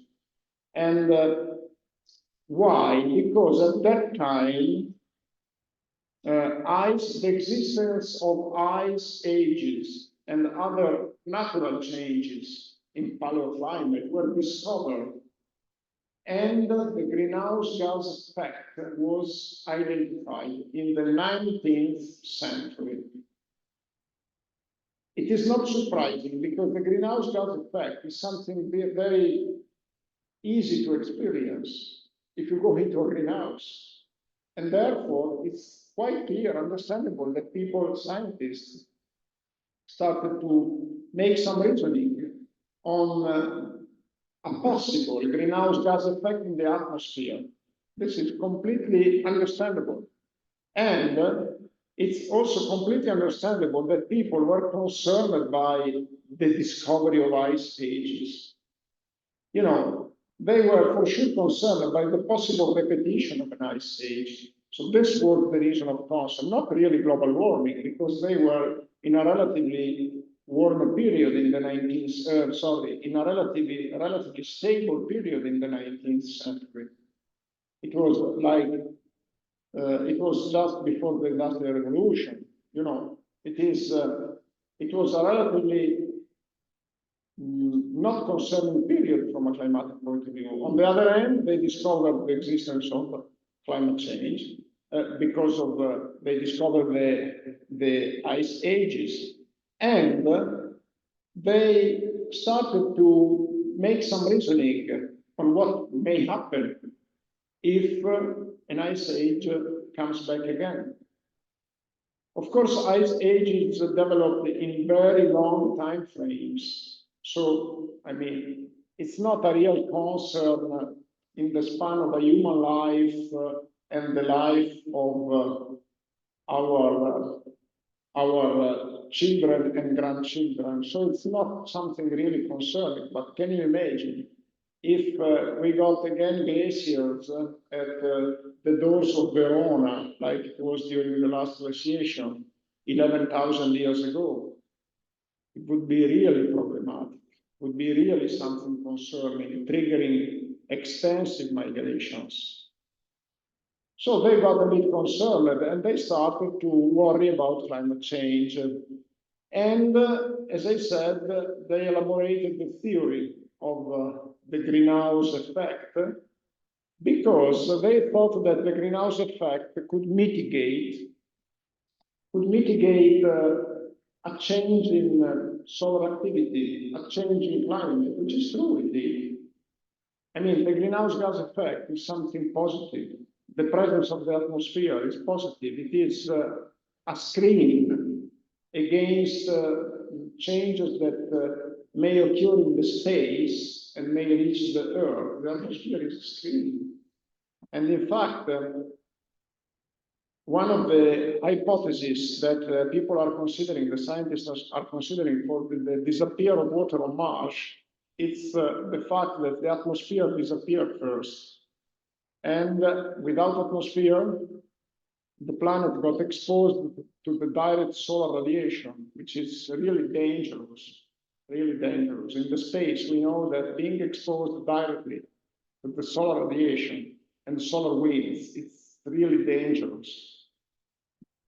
Now, and then we move 1 century forward to 1960, where there was evidence for the warming effect of carbon dioxide, increasing carbon dioxide concentration. And also, people were concerned about atmospheric pollution, which could have also cooling effect, as we mentioned, with the increase of the aerosol concentration. And people were again concerned by climate change. At that time, again, they were concerned by global cooling, but they started to reason on that. And today we basically agree that we need to gain a better understanding because we have an impact on climate. We have an impact on climate that we should try to moderate. On the other hand, we have to preserve our capability to use resources, to exploit resources, because without exploiting the resources, we cannot make our planet more livable. On the other hand, we have to make sure that this resources exploitation is sustainable,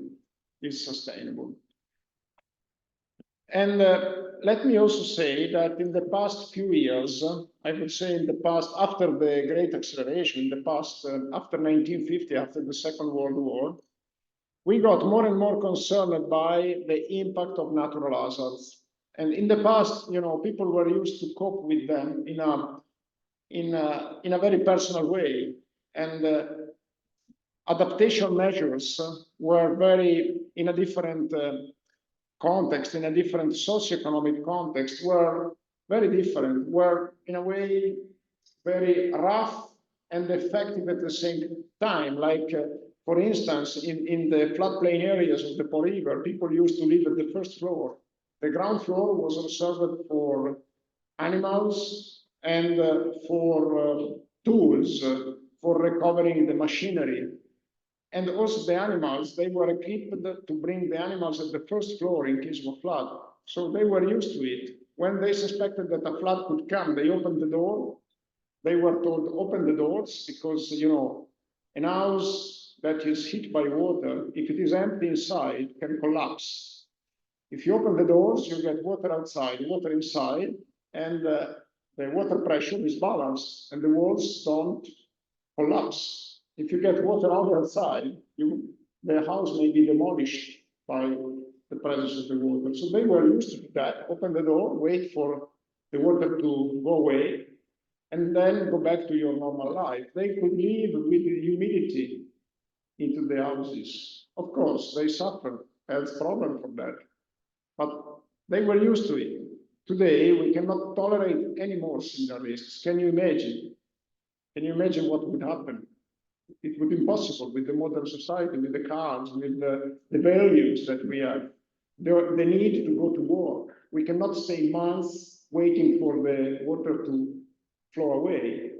I was really impressed when the flood in the Romagna region occurred, that people complained that the water didn't go away quickly. But unfortunately, it is known to experts that after a flood, water takes months and months to go away and doesn't go away spontaneously. These are depressed areas. Some of the areas are located below the level of the river. So unless you pump water back, there is no way to dry an area after a flood. This is an historical knowledge. People knew that in this region, after a flood, it takes months.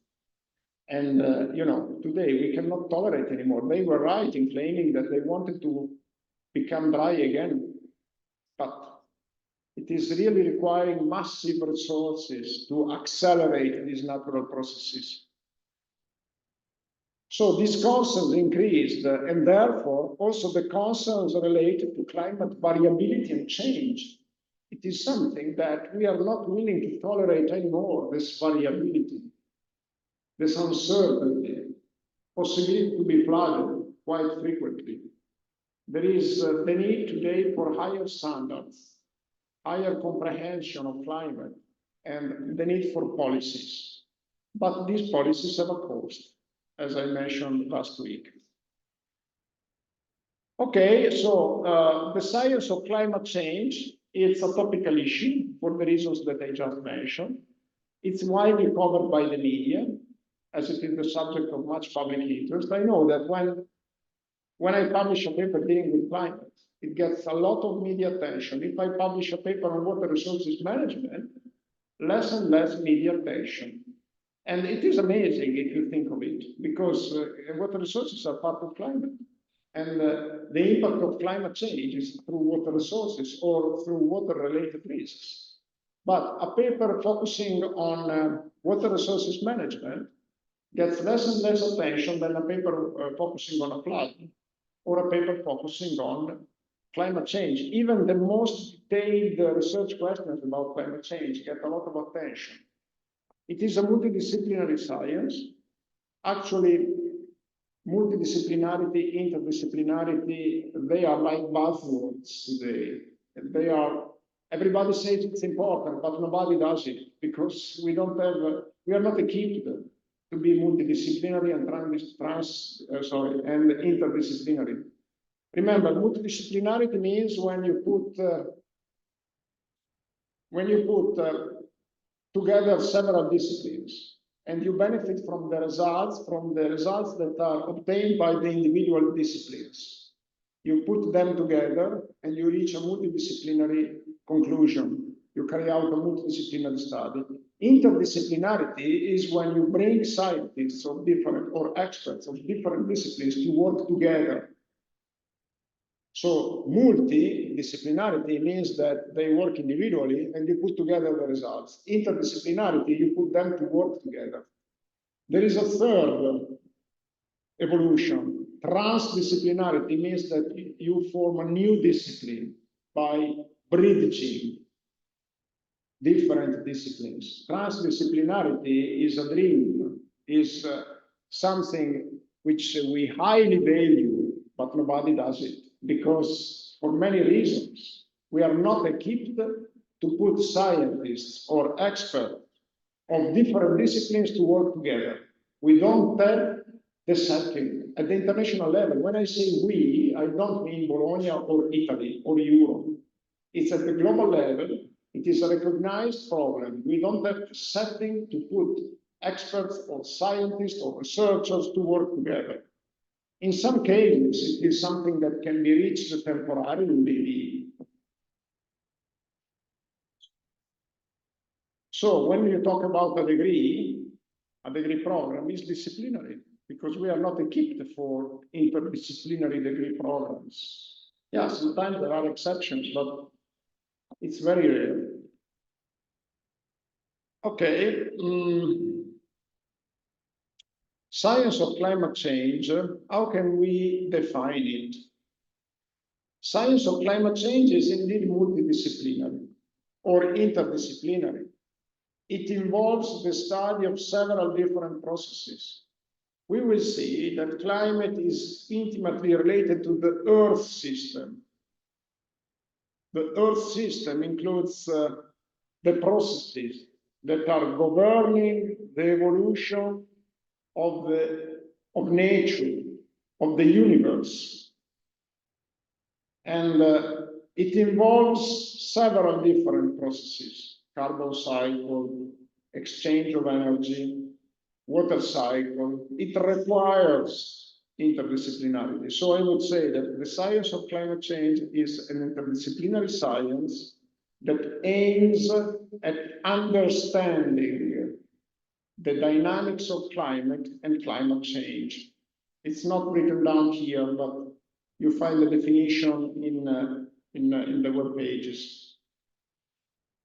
And there is still little knowledge supporting it, but there is increasing knowledge. So science of climate change is science of climate is an evolving discipline, and you can measure the evolution through the progresses in methods.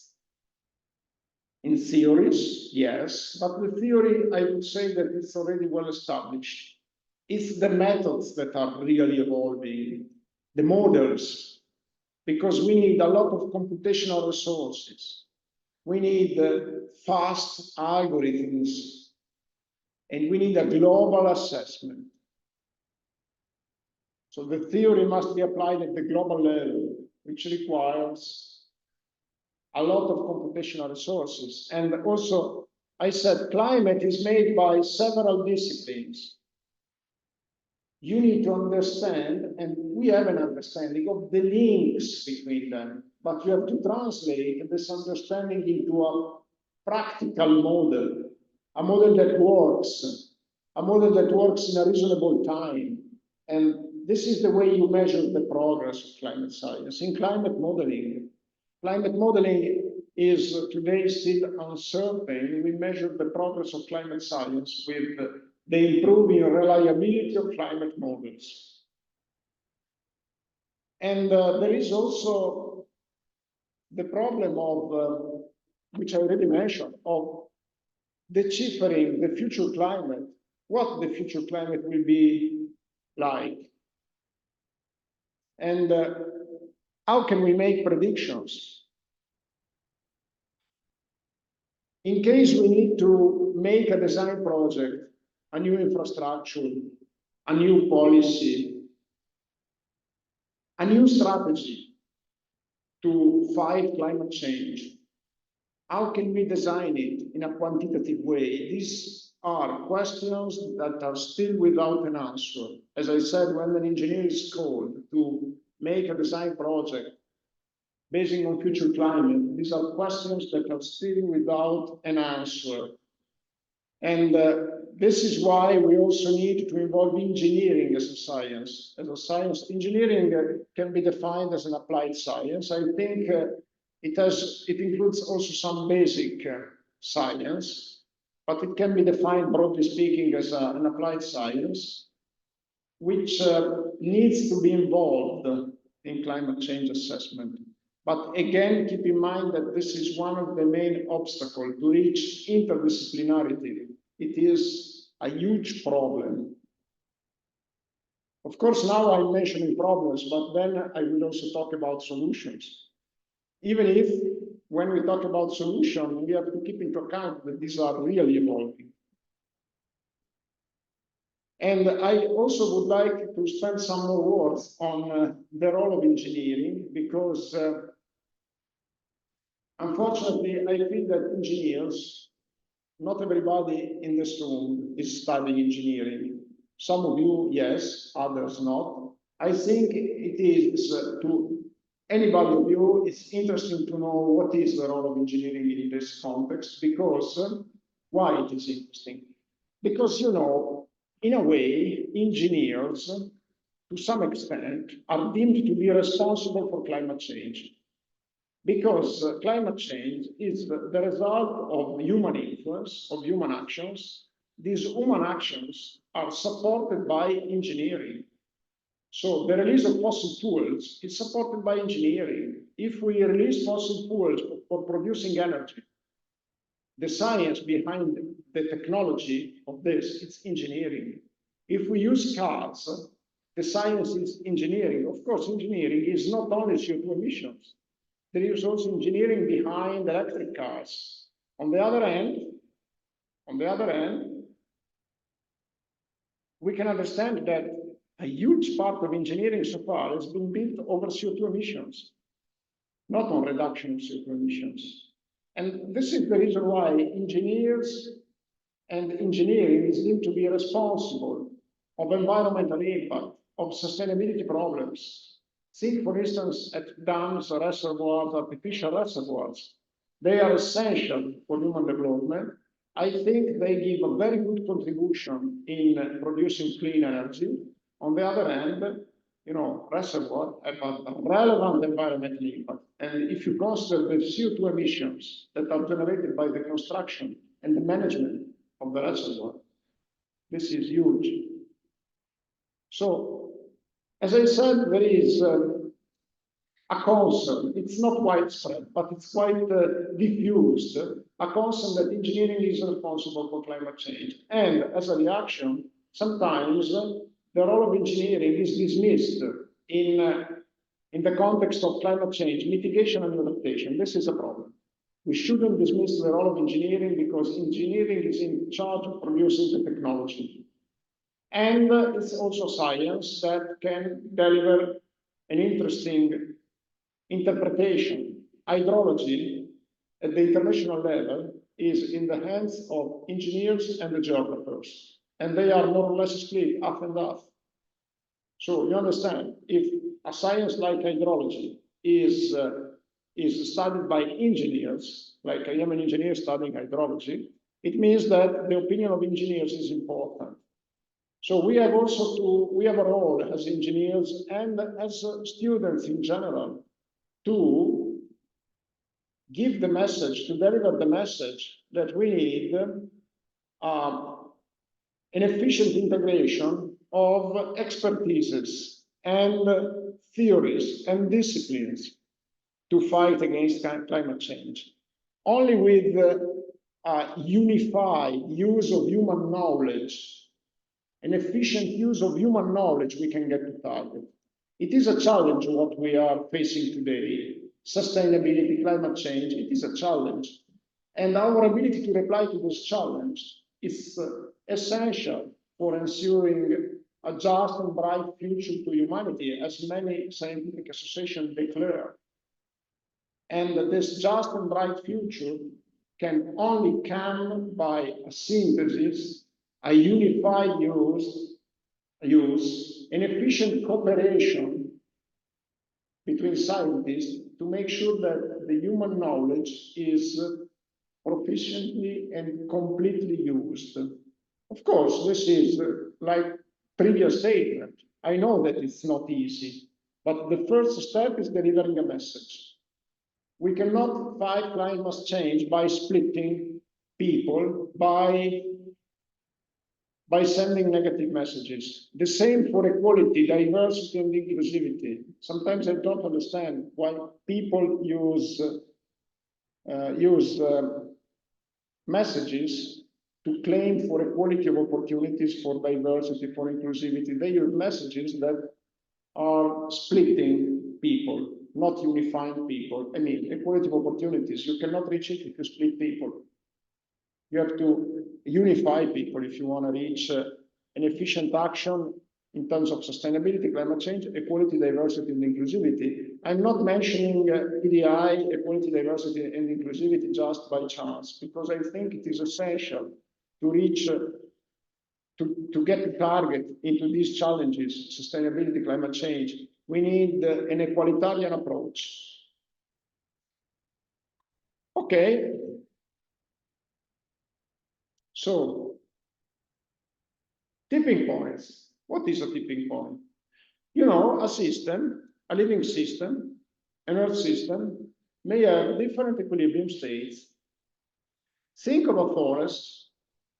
In some conditions, if you clear cut the forest doesn't come back again spontaneously. Then, after the forest is cut, you get brushes, and the brushes prevent that a forest grows up, because brushes, they grow up more quickly. They don't require a lot of time, and they put the ground under shadow, and they prevent that new trees grow up. It's another equilibrium state. And if you look at the Lake Aral, it was in an equilibrium state, now it's into another equilibrium state. So, Earth systems may have more than one equilibrium state. And when you switch from one equilibrium state to the other, going back may become very tough, if not impossible. Think of a forest. After you clear cut the forest, if you want to bring the forest back, you have to remove the brushes, plant trees, and until the trees are grown up, you have to prevent the brushes compete with them. Think of the Lake Aral. How can we go back? We should go back by filling again the lake of water, but how can we fill back such huge amount of water? How can we bring water there? It's impossible. So what is the tipping point? The tipping point represents the transition, the point in which you have a transition between one equilibrium state and another equilibrium state. Another example, ice cap. The Earth has been with ice caps, like now, we have ice caps. The Earth, during its life, for a long period, was without ice caps. Two equilibrium states. And once that you get the ice cap melted, you get some feedbacks that increase the warming. How can we go back to the previous equilibrium state? It's a tipping point. If you get to a threshold of temperature where the ice cap becomes unstable, then the melting progresses and you don't go back. So these tipping points, it's an interesting feature of the Earth system, including the climate system. And the tipping point may be reversible or not. They can be induced by feedback, positive self-reinforcing feedbacks. There are several examples. I'll show you a picture. The IPCC states that the precise level of climate change sufficient to trigger a tipping point remain uncertain. But the risk associated with crossing multiple tipping points increases with rising temperature, of course. If you, in a way, get a system out of equilibrium, the farther you get and the higher the risk of crossing a tipping point. The problem is that we have a very limited understanding of these tipping points. Climate models don't predict them. So there are unknowns which in a way suggest to us to take a precautionary approach. These are tipping elements. This is taken by from Wikipedia. Tipping elements in the Earth system, in the Earth climate system. What are tipping elements? They are processes that can trigger the crossing of a tipping point. So, for instance, look in the blue spot high in the upper part of the figure, melt of Greenland ice sheet. This is what I mentioned. It's a tipping element. Another tipping element, look at the Amazonas, dieback of Amazonas rainforest. This is another tipping element, can trigger a tipping point. If we continue to cut the Amazon forest, we may reach to a point where cutting the forest decreases evaporation, less rain, and dieback. Death of the forest. Sahara greening, the Sahara was green in the past, now it's not anymore. A tipping point was crossed. And the boreal forest dieback, Indian monsoon chaotic instability, change in El Niño La Niña, ENSO, and ENSO, sorry, ENSO, ENSO, it's El Niño La Niña, and which are determinants of the global climate. So if we have changes, permanent changes in El Niño and La Niña, this may cause the crossing of a tipping point. They are an essential element of climate science. Let me see the next one. Tipping points in the societal system. We are also tipping points in the societal system. Think at the public debt. If you increase the public debt, you get to a point where there is default of the state. And we get to a new equilibrium situation with less welfare, less pensions, less lower salaries. And it may be difficult to go back to the previous equilibrium. And the interaction between the tipping points of Earth system and societal systems is crucial to determine the impact. Okay, I think we can stop here for today. Do you have any question?